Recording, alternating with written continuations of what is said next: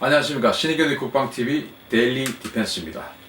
자, 오늘은 좀 우려스러운 이야기고 우리가 반드시 해결해야 할 숙제 이야기를 해드리겠습니다. 북한이 핵무기를 지금 100발을 가지게 됐다라는 보도가 나왔죠. 그래서 우리가 과연 이 북한을 믿고 있어야 되느냐 아니면 플랜 B를 세워야 되느냐 하는 그런 기로에 서 있습니다. 저는 원래 애초부터 북한이 비핵화 의지가 전혀 없다, 비핵화 안 할 거다 라는 그런 주장을 해왔지만 우리 대한민국 내에는 북한이 비핵화를 반드시 할 것이다 이렇게 믿는 분들이 너무나 많아요. 저 위에 정치권부터 시작해서 또 현장에 있는 우리 또 국민들까지도 북한 비핵화 할 거야 라고 믿고 싶은 그런 분들이 많은 것 같습니다. 그러나 믿어야 하는 것과 믿을 수 있는 것과 믿고 싶은 것과는 엄연히 차이가 있죠. 그래서 현실을 좀 알려드리면서 과연 이게 가능할 것이냐, 그러면 우리는 우리 대한민국의 생존을 위해서 통일은 그 나중에 일이고 일단 생존을 위해서, 생존해야 그 이후에 통일을 기대할 수 있으니까요. 생존을 위해서 북한의 비핵화를 어떻게 해나갈 수 있을까라는 플랜 B를 세워야 된다라는 그런 이야기를 해드리겠습니다. 12월 26일 날 여당의 중진 국회의원이에요. 라디오 인터뷰를 했습니다. 뭐라고 했냐면은 대북 인도적 지원이 북한을 비핵화 협상으로 나오도록 하는 명분이 될 수 있을 것이며 김정은 국무위원장이 신년사를 통해 통큰 양보를 할 수도 있을 것이다. 그래서 내년 상반기 중에 비핵화 일종의 결말을 지어질 것이다. 이렇게 여당 중진 국회의원이 12월 26일 날 메이저 라디오를 통해서 이렇게 인터뷰를 했습니다. 그렇게 믿고 싶으신가 봅니다. 보면은 이 대북 인도적 지원이 북한을 비핵화 협상으로 나오도록 하는 명분이 될 수 있다. 명분이 될 수 있다라고 이제 믿고 싶은 거죠. 그러나 인도적 지원을 하면은 북한의 어떤 생명 연장이 되면서 오히려 그것을 가지고 그 어떤 생명 연장이 되니까 더 비핵화 협상장의 지지부진 더 길게 갈 수 있을 것이다 라는 게 현실주의에 입각한 정치학자들의 분석이고 저도 당연히 현실주의입니다. 그리고 이제 이렇게 그렇게 잘 해주면 걔들이 협상하러 나올 거야. 그래서 다 잘 될 거야 라고 하는 게 이제 자유주의, 이상주의에 입각한 그런 이제 진보 정치학자들의 주장이죠. 물론 진보 정치학자 또 그런 그 현실주의 정치학자들은 각각 보수 또 진보로 이렇게 구분이 되기도 하죠. 자, 이렇게 여당 중진 의원이 12월 26일 날 라디오 인터뷰를 했는데 불과 그 다음 날 12월 27일 날 미국의 3대 메이저 방송사죠. NBC 뉴스에서 이런 아주 그 긴 보도를 했어요. 이런 보도를 했습니다. 뭐라고 했냐? 먼저 김정은 국무위원장은 정책을 바꾸지 않았으며 올해 핵실험이나 미사일 시험 발사를 하지 않은 것은 북핵이 연구개발 단계에서 대량 생산 체제로 전환됐기 때문이다 라고 지금 이야기를 했습니다. 자, 올해 이제 4.27 남북 정상회담을 하고 6.12 미북 정상회담을 했습니다. 그러면서 북한이 미사일 발사 실험 그리고 추가의 핵실험, 즉 6차 핵실험까지 하고 7차 핵실험 안 했어요. 그리고는 이제 풍계리 핵실험장을 무너뜨렸죠. 그런 것들이 대단히 어떤 그 비핵화의 의지가 있는 것처럼 전향적인 그런 쪽으로 분석을 하는 분들이 많은데 여기에 있는 크리스티나 베이리얼 연구의 왕립합동군사연구소 연구원은 이렇게 이제 분석을 하는 거예요. 이미 핵실험 이제 할 단계 지났다. 미사일 발사 실험 할 단계 지났다. 이렇게 지금 그래서 안 하는 것일 뿐이지 그것이 마치 비핵화의 의지가 있는 것이 아니다 라고 분석을 한 겁니다.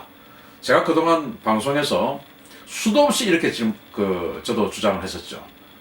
그래서 어떤 사람들에게는 신균이 저 자식은 수구 꼴통이다, 또 전쟁광이다, 이런 그런 소리들을 듣기로 했는데 그냥 분석한 대로 이야기를 했을 뿐이에요. 그래서 저와 똑같은 그런 분석을 하는 분이 영국의 왕립합동군사연구소 연구원이 그런 말을 했고 그것을 NBC가 12월 27일 날 보도를 했습니다. 또 있습니다. 현재 같은 속도라면 2020년까지 약 100개의 핵탄두 보유가 예상되며 이는 영국의 절반 수준이다. 이렇게 로버트 리트워크 우드 로이슨 센터 수석 부소장이 이렇게 또 이야기를 한 겁니다. 지금 영국이 핵탄두가 한 200여 발 정도가 있어요. 그러니까 2020년이 되면 북한의 핵탄두가 영국의 한 절반 정도 될 거다. 이스라엘이 한 80발 있다고 하니까 이스라엘보다 더 많아질 것 같죠. 이렇게 되면 정말 엄청난 이야기죠. 그런데 저는 이것도 아주 보수적으로 분석한 내용이다.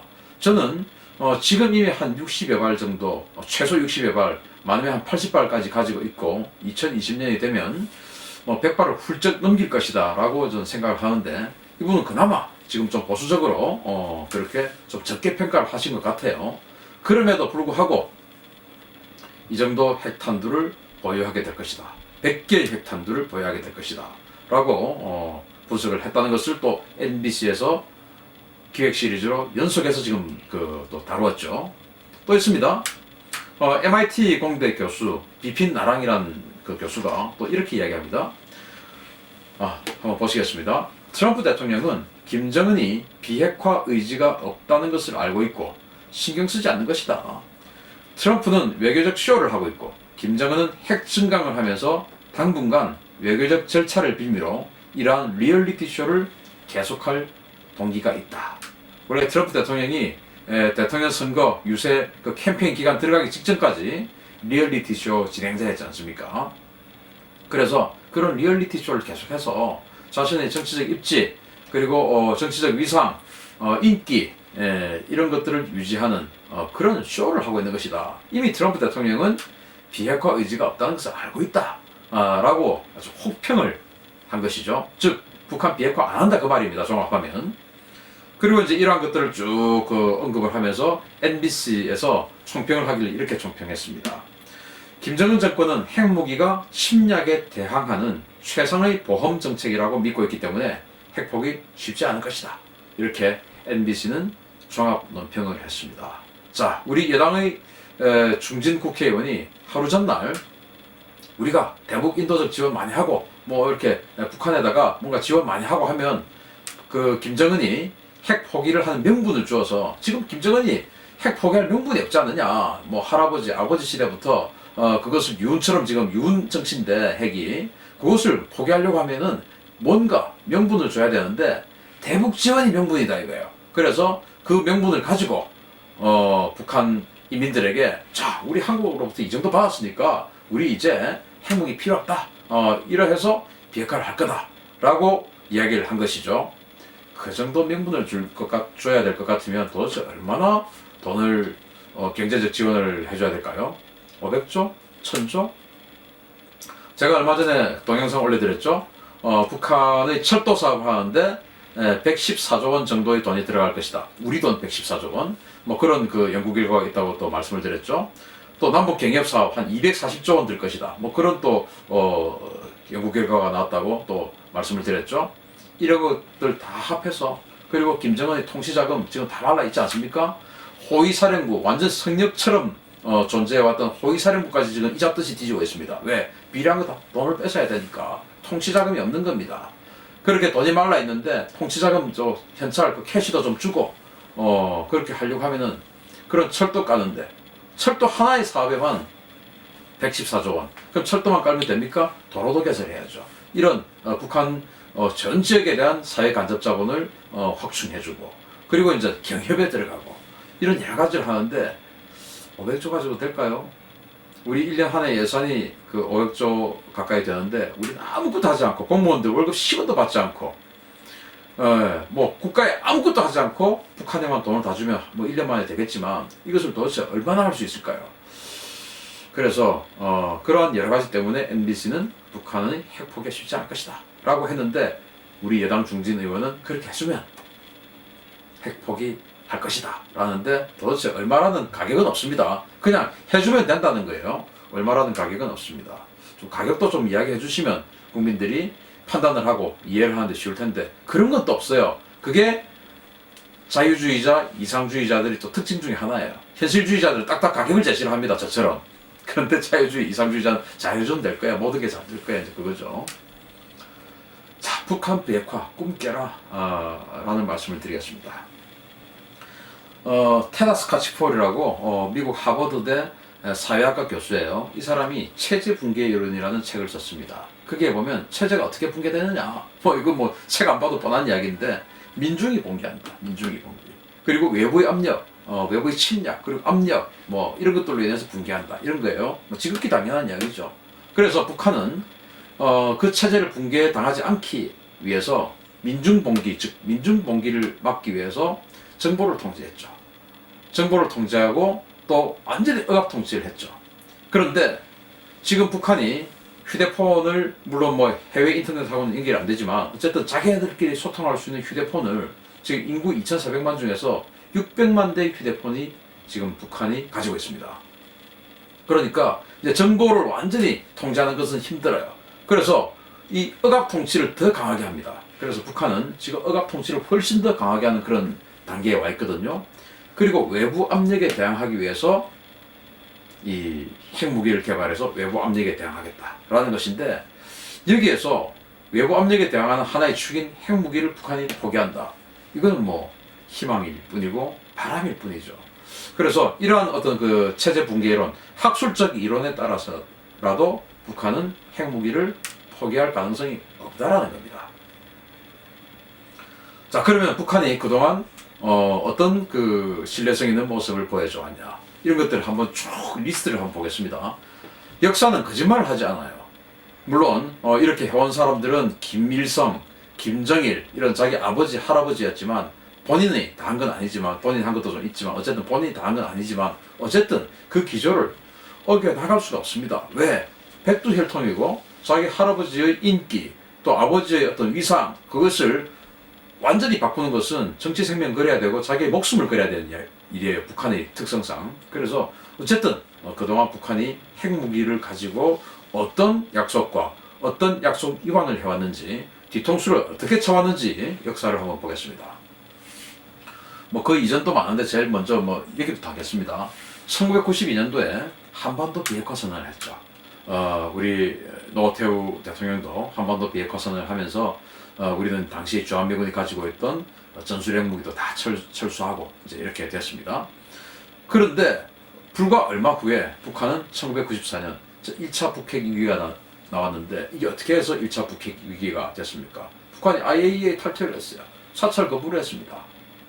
그렇게 해서 이제 미국이 북한을 공격하려고 하는 그런 움직임을 보인 1차 북핵 위기가 왔습니다. 한반도 비핵화 공동선언을 해놓고 우리는 주한미군에 있는 전술핵 무기 다 철수를 했는데, 북한은 IAEA 사찰을 거부했어요. NPT 탈퇴를 했어요. 그게 바로 북한이었습니다. 바로 그냥 뒤통수를 쳐버렸죠. 그리고 이제 북핵 위기가 미국이 정말로 공격할 것 같으니까 카터 전 대통령이 방북을 하고 어떻게 해가지고 이제 그런 어떤 그 여러 주변의 노력 끝에 제네바 합의를 했습니다. 1994년도에. 그랬는데 지금 이제 뒤돌아와서 보니까 1995년도에 북한은 파키스탄의 칸 박사가 주도하는 칸 네트워크라고 있어요. 핵무기, 파키스탄의 핵무기 개발의 아버지라는 사람이에요. 이 칸 박사와 접촉해서 고농축 우라늄 핵무기 개발을 착수했던 게 1995년도입니다. 제네바 합의 94년에 해놓고 95년도에 바로 고농축 우라늄 핵무기 개발에 착수를 해버린 겁니다. 이제 와서 다 밝혀졌죠. 2000년도에 6.15 남북 공동선언을 했습니다. 그런데 곧이어서 바로 영변의 원자로를 가동하고 핵무기 생산을 지속하고 있죠. 핵 개발했죠. 2005년도에 9.19 공동성명을 했습니다. 지금 4.17 그 판문점 선언, 평양 선언, 그리고 6.12 싱가포르 선언, 이런 것들과는 비교도 할 수 없는 구체적인 비핵화 로드맵이 담겼던 게 바로 9.19 공동성명이에요. 그런데 그거 해놓고 바로 그 다음에 제1차 핵실험을 했습니다. 2006년도에. 이제 1차 핵실험하고 나서 이제 또 위기가 고조가 됐죠. 그래서 또 2.13 합의를 했습니다. 2007년도에. 그리고는 이제 또 그 다음 해에는 북한이 2008년도에 고농축 우라늄 신고 거부를 해버렸어요. 그리고 이때 이제 아주 동시다발적으로 여러 가지 일이 있는데, 2007년도에 10월 3일 날 베이징 공동선언을 했는데, 또 그 다음날 남북 공동선언 같이 이제 이 비핵화에 대한 여러 가지, 그때 이제 베이징 즉 중국이 육자 회담의 주관국이었어요. 의장국이었습니다. 그러다 보니까 이 베이징을 중심으로 북한과의 어떤 여러 가지 협상이 활발하게 이루어졌던 때인데, 이렇게 해서 이제 10월 3일 베이징 공동선언을 하고 그 다음날 남북 공동선언을 하고 막 이렇게 비핵화에 대한 이야기를 해나갔었습니다. 그런데 북한이 그 이후에 아주 동시다발적으로 고농축 우라늄 신고 거부해버리고 2009년도에는 고농축 우라늄 농축 성공을 선언해버렸습니다. 불농축했다 라고 선언해버린 것이죠. 그리고 직후에 2차 핵실험을 했습니다. 이게 북한이에요. 그리고는 이제 2012년에 뭐 영양을 지원해준다 뭐 어쩐다 하는 2구 미국과 북한의 합의가 있었죠. 2구 합의를 하고 잉크도 마르기 전에 바로 북한이 또 그 합의를 어기고 미사일 발사 실험하고 하다가 2013년도 2월 달에 핵실험을 했습니다. 이렇게 해서 쭉 해오다가 2018년 급기야 남북 공동선언을 했죠. 그런데 지금 쭉 나오고 있는 보도를 보면 북한이 고농축 우라늄, 미신고된 고농축 우라늄이 더 있다. 평양 강선에 영변 그 핵시설에 있던, 즉 미국의 그 해커 박사에게 공개했던 2000개의 우라늄 원심 분리기보다 2배 이상의 규모로 평양 외곽 강선 지역에 우라늄 농축 공장이 있다는 거 아니겠습니까? 그런 것들과 함께 여러 어떤 그 외국 정보기관 이런 것들의 정보 분석에 의하면 핵무기를 증산하고 있다. 그리고 이제 지금 나온 보도가, MBC 보도가 핵무기가 2020년이 되면 100개가 될 것이다. 이런 이제 보도까지 나오고, 여러 어떤 분석 끝에 북한 비핵화 안 한다는 겁니다. 이게 바로 북한 비핵화의 뒤통수 일지입니다. 자, 핵을 은밀하게 대량 양산 체제에 돌입을 했는데 이거 뭐 잡아내면 되지 않냐? 미국은 그거 할 수 있을 건데?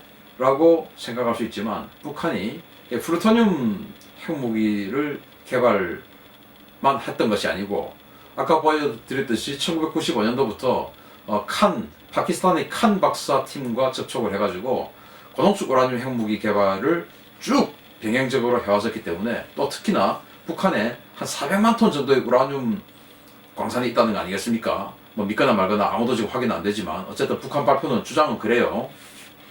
그래서 정말 400만 톤이든 뭐 적어서 4만 톤이든 어쨌든 간에 우라늄 광산이 있다는 것은 그건 맞습니다. 그래서 북한 스스로 고농축 우라늄을 만들 수 있고, 그 해커 박사가 봤던 것만 해도 우라늄 원심 분리기가 2000개, 그리고 미국의 그 정보당국이 분석한 것들만 해도 그것보다 2배 더 많은 4000개 이상의 크기의 우라늄 농축 공장을 지금 미국이 정보를 가지고 있죠. 그렇게 해서 북한은 대량 생산 체제로 들어가고 있는데, 플루토늄을 이렇게 추출하면 플루토늄 이 연료봉, 핵 연료봉 피복을 벗기는 과정에서 인공 방사성 동위원소 크리톤 85라고 하는 게 공기 중에 배출이 됩니다. 이건 뭐 자연상에 있는 어떤 그런 물질이 아니고 인공 방사성 동위원소이기 때문에 인공적으로 뭔가 그 일을 했을 때만 나오는 거예요. 그래서 미국의 WC-135 그런 그 기상정찰기가 쭉 다니면서 그런 것들을 포집합니다. 지금 크리톤 85가 나왔어? 그러면 뭐야? 플루토늄 추출하고 있는 거잖아. 이렇게 판단을 할 수가 있는데, 우라늄을 농축하는 것은 천연 물질이기 때문에 그게 그런 어떤 인공 원소들이 배출이 되지 않아요. 그래서 우라늄 농축은 또 뭐 대단히 큰 규모의 어떤 공장이 필요한 것도 아니에요. 그러다 보니까 북한이 얼마든지 은닉해서 더 많은 농축 시설을 만들 수 있는 것입니다. 그래서 미국이 이런 것들도 제재하나 하는 것들 중에서 이 우라늄 농축하는 그 원심 분리기에 들어갈 수 있는 그 물질들, 연료봉을 만드는 물질들, 뭐 회전하는 어떤 뭐 전기 기구 만드는 물질들, 이 모든 것들이 다 사실은 통제가 되어 있는데, 북한이 어떻게 해서 그런 것들을 자꾸 밀수를 할 수 있는지는 모르겠지만 계속 밀수를 해서 더 증산을 하고 있어요. 그래서 은밀하게 대량 양산 체제에 돌입할 수 있는 것이 북한 스스로 우라늄 광산을 가지고 있고, 또 원심 분리기가 대단히 큰 규모의 어떤 시설이 필요하지 않다는 거. 그런 그리고 그로 인해서 대기 중에 뭔가 인공 방사능 물질이 뿌려지는 그런 상황이 아니라는 거. 그래서 은밀하게 북한이 핵무기를 계속 만들 수 있는 것입니다. 조나단 하인즈라고 미국의 그 최대의 우라늄 그 농축 회사인데요. 여기에 이제 사장이 이렇게 이야기를 했습니다. 북한의 우라늄 매장량이 400만 톤설, 사실인지 아닌지는 단언할 수 없지만 북한 우라늄 매장량이 사실이면 평양이 게임 체인저다. 즉 주도권을 평양이 가지게 된다라는 것입니다. 여기 지도에 북한 핵시설 현황도 이렇게 쭉 보여 있지만 사실 영변 지역에 핵시설이 집중돼 있고, 그렇지만 이제 평양 근방에도 핵시설들이 있죠. 그리고 북한의 방공망을 분석한 자료들 보면 평양과 영변 주변에 이 방공망, 즉 지대공 미사일들이 쫙 깔려 있어요. 그러니까 그 지역에 뭔가 주요 시설들이 대단히 많다라는 겁니다. 그래서 지금 트럼프 대통령하고 김정은하고 비핵화 협상을 하고 있지만 우라늄 농축이 아까 말씀드린 것처럼 그렇게 은밀하게 진행될 수 있기 때문에 핵 리스트 내놔라 해도 리스트 내는 순간 또 만들면 되니까 북한이 주도권을 가질 수밖에 없다라는 것을 이제 우라늄 회사 사장이 그렇게 이야기를 했습니다. 그래서 북한의 의지가 없다면 리스트를 100번 1000번 내놔도 이것은 해결할 수 없는 문제다. 그래서 과거에 우크라이나, 카자흐스탄, 벨라루스 이런 나라들처럼 국가 스스로가 비핵화하겠다라는 의지를 가지고 있어야만이 비핵화가 되는 것이지, 또 남아프리카 공화국도 마찬가지고 그렇게 해야 비핵화가 되는 것이지, 그런 비핵화 없이 이 북한같이 우라늄 광산을 가지고 있는 상태에서는 비핵화는 힘들다라는 겁니다. 평양이 게임 체인저다. 트럼프 대통령이 게임 체인저가 아니다라는 겁니다. 그래서 트럼프 대통령이 게임 체인저가 게임 체인저가 되려면 어떻게 됩니까? 가서 때려야죠. 뺏어와야죠. 그 수밖에 없다라고 저는 항상 주장을 하고, 정말로 때려서 내일 당장이라도 때려서 죽일 것 같아야 김정은이가 다른 마음을 갖죠. 죽기는 싫으니까. 자기 살라고 핵무기를 가지고 있다라고 하는데 그것 때문에 죽을 것 같으면 협상해야죠. 그래서 미국이 협상, 경제 이런 말로는 되는 상황이 아니다. 저는 항상 주장합니다. 정말로 때리려는 의지를 트럼프 대통령이 누가 봐도 야 이거 내일 때리겠구나 하는 그런 의지가 있을 때 김정은이 스스로 스톱, 잠깐 스톱, 다시 좀 이야기 좀 하자 이렇게 나오는 것이지, 지금처럼 전쟁하겠어 이렇게 해가지고는 해결될 일이 아니다라는 겁니다. 자, 비핵화 대화 지금 계속 하고 있는데 우리는 이분이 대통령 선거를 할 때는 선거 공약에 분명히 그랬어요. 북한의 비핵화, 주어가 북한이었어요. 북한의 비핵화라고 했는데 지금 평양선언, 판문점 선언 이런 데 보면 한반도 비핵화라고 합니다. 거기에 트럼프 대통령과 이 김정은의 싱가포르 선언에도 거기도 한반도 비핵화라고 나와요. 코리안 페닌슐라라고 나옵니다. 노스 코리아가 아니에요. 코리안 페닌슐라라고 나와요. 그리고 김정은도 뭐라고 이야기하냐? 조선반도 비핵화라고 이야기해요. 그 말이 뭐냐? 미군 나가라는 겁니다. 주한미군의 핵무기 없애야 되고, 주한미군은 우리를 공격할 의지가 없어야 되고, 미국도 핵무기를 다 없애야 된다 이거예요. 그 미국이 6천 몇백 개 있는 핵무기를 다 없애겠습니까? 러시아가 아직 7천여 개를 가지고 있는데 안 없애죠. 그럼 뭡니까? 주한미군 나가라는 겁니다. 그래서 이 북한 비핵화에 대한 플랜 B 과연 있나? 김정은이 2018년 신년사에 분명히 이야기를 했습니다. 올해 그 신년사라는 것은 올해 특별히 바꾼 어떤 이건 폐기다라고 하지 않는 이상 쭉 나가야 되는 국시예요. 뭐라고 했냐? 핵무기와 미사일을 대량 양산 체제로 나가야 한다 라고 김정은이 분명히 이야기를 했습니다. 그런데 김정은이 스스로 핵무기와 미사일을 대량 양산 체제에 나가서 포기한다 라고 한 적이 있습니까? 없습니다. 그래서 정말로 며칠 후에 김정은이 또 2019 신년사를 할 텐데 거기에 우리 북조선은 또는 조선민주주의 인민공화국은 핵무기를 포기한다. 그리고 대륙간 탄도미사일 비롯한 탄도미사일을 포기한다 라는 말을 한다면 비핵화 의지가 있는 것이죠. 그게 아니고 또 뭐 조선반도 비핵화가 어떠니 한반도 비핵화가 어떠니 뭐 이런 이야기 나오면 그거는 비핵화 안 한다라는 말과 동의어입니다. 그러니까 우리 신년사 잘 지켜보면서 북한이 정말 비핵화를 할 것인가 말 것인가, 조선반도 비핵화 이꼴 비핵화 안 한다는 말입니다. 그러니까 거기에 대해서 우리 정부는 반드시 플랜 B를 가져야 되고, 미국이 주저한다면 우리가 먼저 나서서라도 그거 지금 되겠냐 이래가지고 우리 어떻게 지금 북한의 비핵화를 할 수 있냐 라고 우리가 먼저 나서서라도 강력한 군사적인 압박, 그리고 여차하면 진짜로 때릴 것 같은 그런 자세를 보여줄 때, 그게 바로 이순신 장군이 이야기했던 죽고자 하면 살 것이요 살고자 하면 죽는다는 거 아니겠습니까? 정말로 그럼 한번 해보자. 그러면 전쟁을 각오한다면 저는 가능하다고 생각합니다. 그런데 전쟁을 각오하지 않으면 북한의 핵을 머리에 이고 북한을 형님으로 모시면서 살해야 될지도 모른다 라는 겁니다. 자, 그래서 북한 비핵화 힘들다 라는 말씀을 드리면서 우리 정부의 플랜 B 수립을 촉구하면서 오늘 데일리 디펜스 마치겠습니다. 감사합니다.